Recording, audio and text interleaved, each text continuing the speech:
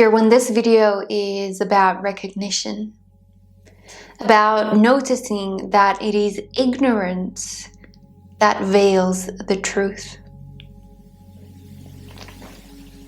There are 6 features of mechanisms obscuring awareness, or obstacles that are hindering awareness. The more you study and inquire about these obstacles and shine the light on them, the easier they are to realize it. It's almost like shining a light in a thief's eyes. Normally they run away. Number 1, lying. 2, imagination. 3, talking. 4, negative emotions. 5, distractions. And 6, criticism.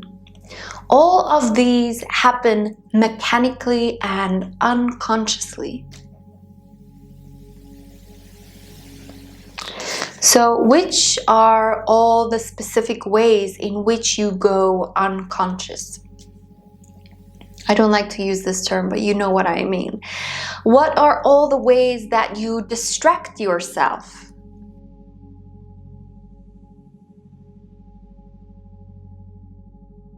Authenticity, to be uniquely you, requires a deep and long inward awareness.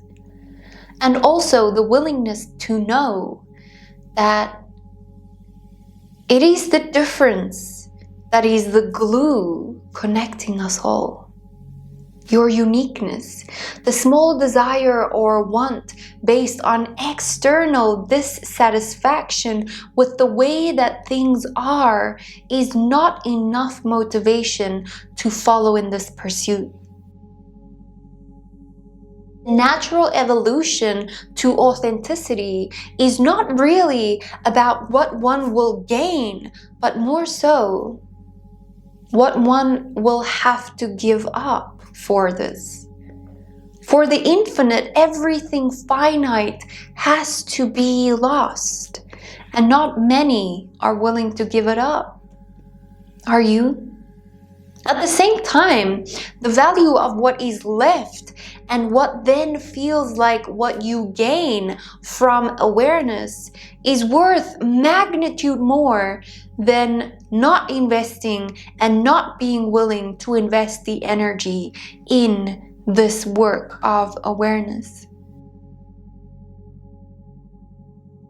One does not know oneself, and one doesn't even know the extent to not knowing oneself.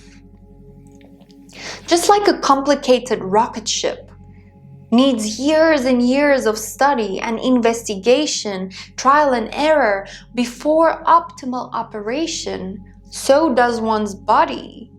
But the knowledge is not applied to self. Why do you struggle to control so much? The ego is making you believe you are in control, when in actual fact, you are at the mercy of life. There is no independent movement of or response. Phenomena triggers actions and reactions. The ego makes you believe that you are the doer of actions and responses. This is why there is so much suffering and struggle. How would your life change if you realize that nothing is in your control? To satisfy the logical mind here, I want to bring into awareness towards studies that have shown that a decision is made and reflected in an fMRI scan up to 11 seconds before the participant made their decision. Consciously, that is. As the decision of what to think about is made, executive areas of the brain chooses thought trace, which is stronger. In other words, if any other pre-existing brain activity matches one of your choices, your brain will be more likely to pick that option.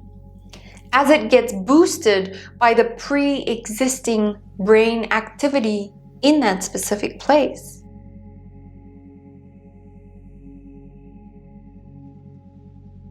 It is almost like the decision appears in the mind and then it is read by the mind, by the thoughts, the digestion of energy, consciously, and then the ego steals this decision and claims that it is me or mine. The simplest explanation is breathing. Breathing is happening right now, yet the ego claims it and goes, I am breathing. Sounds familiar? If you are interested to read the whole study, please find it in the resource link below. It's an extremely important study to satisfy the logical part of the mind. But I'm pretty sure that some of this already resonates really deeply. So to try to sit and stop all your thoughts for 5 minutes. Try to do that. We are taught that we do have control and society backs this up. And it also feels like we do have control. It is a strong illusion of control. This is a very, very liberating thing to surrender. You are not responsible for your thoughts. I'm going to repeat that. You are not responsible for your thoughts, but I am sure you can see how this in a different interpretation will be attacked. The monkey mind only gets worse if you believe you can turn it off. So paradoxically, the only way to tame it is realizing that you have no control over it.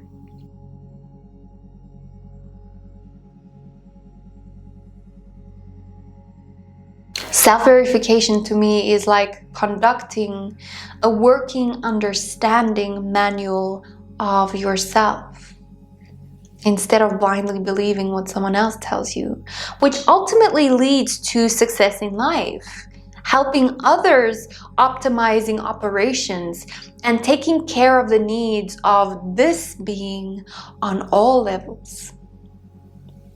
This is, however, a serious devotion. It requires a lot of time, a lot of effort, a lot of emotional labor, and so very, very few consider this path. The first step is to recognize and admit that you cannot control thoughts, emotions, hunger, habits, etc., etc. If you could, control these things, please. Why are they so difficult to change then? And even when they are changed temporarily without awareness, they will return back to default. Being asleep is a force of nature, fed homogenization, restructuring the interpretation as being awake, almost like trying to dig a hole in the middle of the ocean.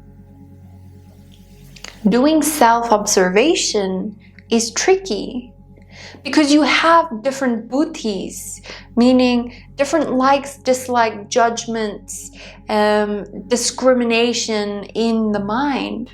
So how you observe yourself objectively, how do you do that?